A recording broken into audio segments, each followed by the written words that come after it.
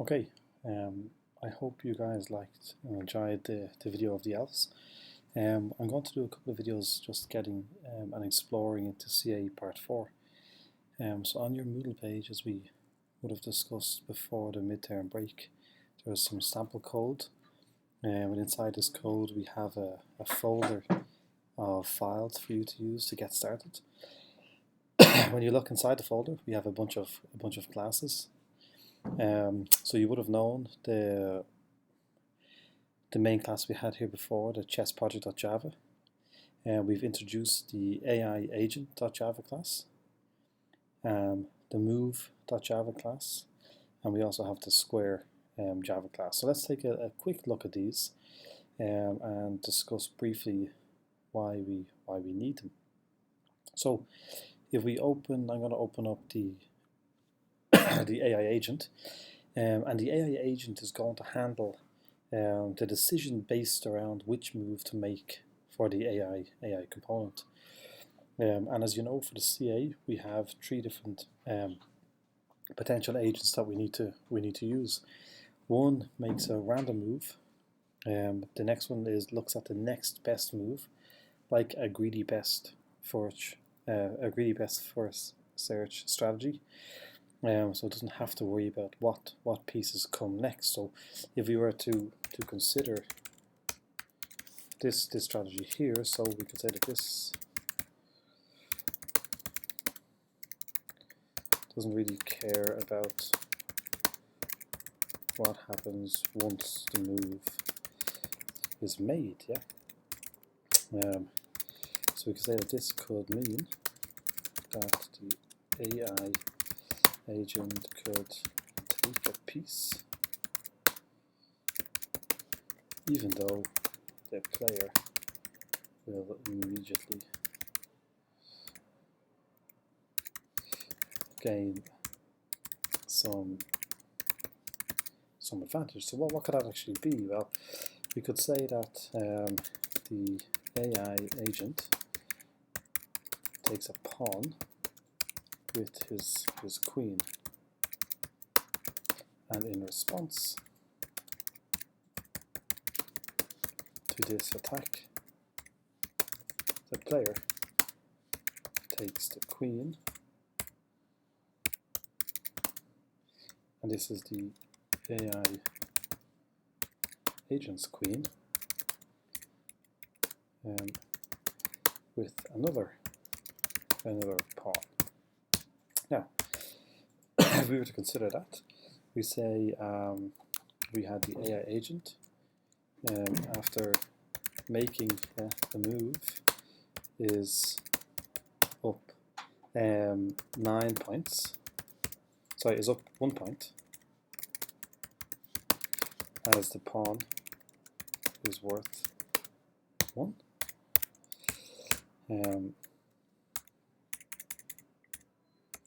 However, the queen has a value of 9 points.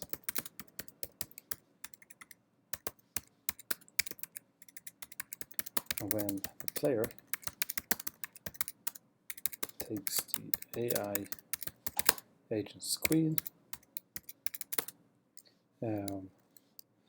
it is down 8 points.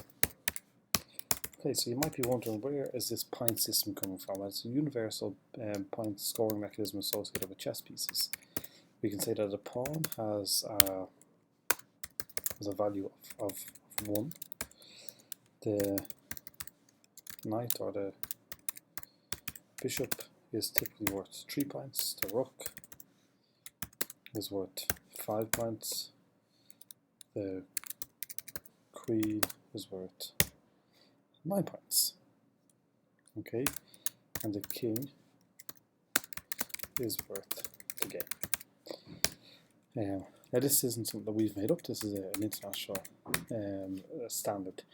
So we can see with this strategy here that it doesn't really help us, but it will allow the AI agent to make certain moves, and the AI agent is able to move with the next best move available from the current position.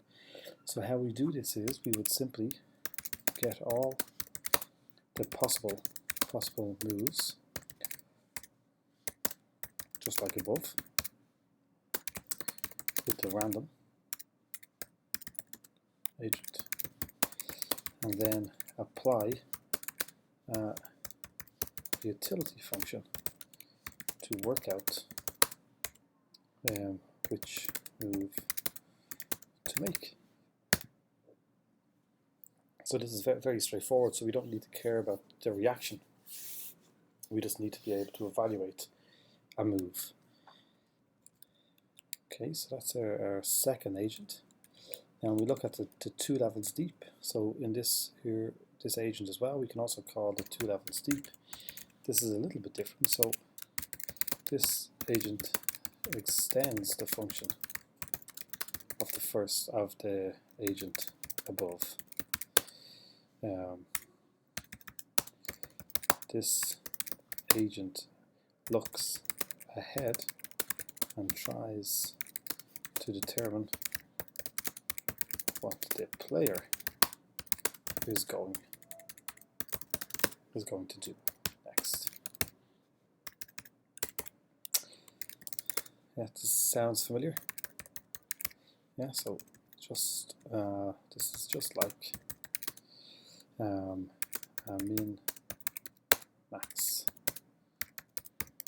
min-max routine. Okay, so how do we do this then, right? Well, this is straightforward enough. So we already know how to get the possible movements of all the pieces, as we need this functionality for making random moves. We now need to be able to capture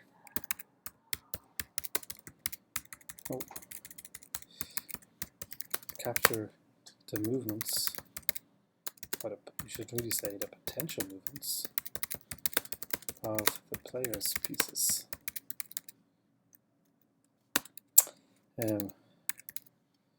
Exactly as we did for the white pieces. Once we have this stack of movements, we need a utility function to be able to calculate the value of the movements and then estimate which movement the player will make, and then the agent responds to this movement. So we can see this probably sounds a little bit tricky, but it's not really. So in the random moves, we were able to get all possible movements for white,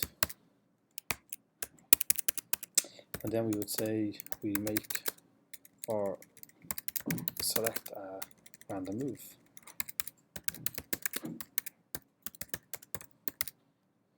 Okay,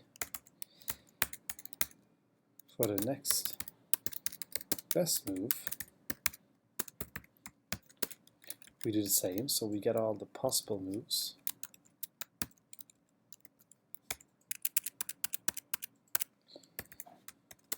Then we create a utility function based on the current move. Yeah. This could be if we take a piece. We score some points. Okay. And then to implement this, we would simply loop through the stack movements and check if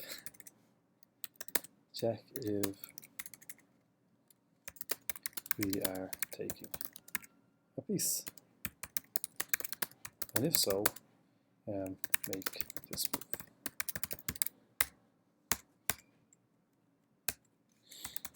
Okay, and then the last piece is the 2 levels deep, and this is pretty much straightforward again. So we're using the same structures. We get all the possible movements for white. Then for each of these movements, we find the best possible response for the player movement, the player.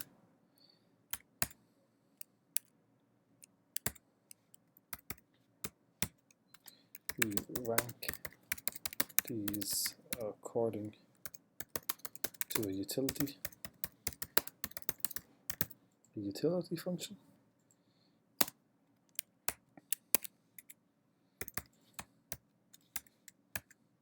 And then the agent makes best possible move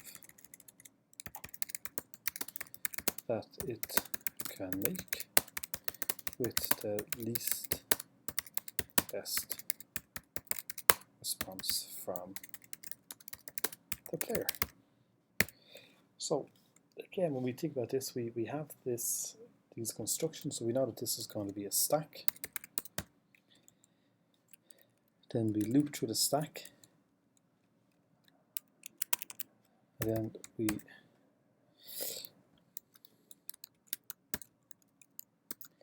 get all possible movements for black after the board changes for each of the movements for white. Rank these accordingly. The agent makes the best possible move that it can make with the least best response from the player. And once we do that, we're all done. Okay, so we can see that we have the same kind of construct. So once we get the random one working, we just need to implement, I think it's the pawn is left. Then we just select the random move, the next best move, we get all the possible movements for white. We create a simple utility function based on the current thing, and we just need to rank the stack that's coming in and select one of those movements.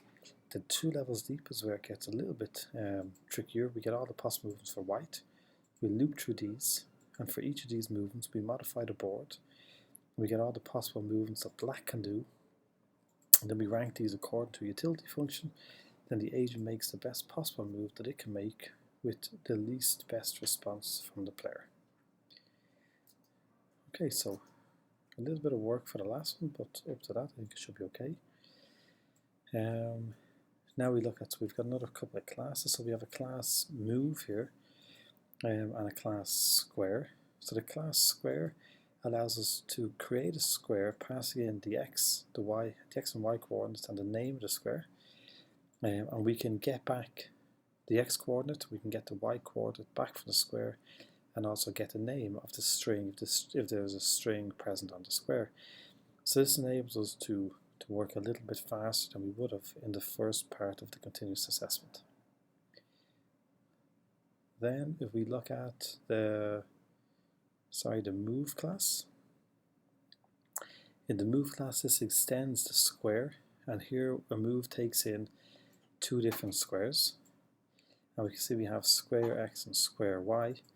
And perhaps a little hint maybe here, if you extend the class move to include an evaluation of the move, and this is the output of the utility function, you won't need to create an additional data structure for keeping track of the scores for each of the movements. And we can call get start on a move and returns the starting square, or get the landing square and we can return the landing square. So this enables us to keep track of all of the possible moves. Now inside of our chess project class is where most of the action is happening again. And I'll probably talk through these separately in a moment. But we have an awful lot of functionality here to help us figure out where other moves are going to. The potential moves of the black pieces. Okay, so I think the point to start is to actually start looking at the pawn.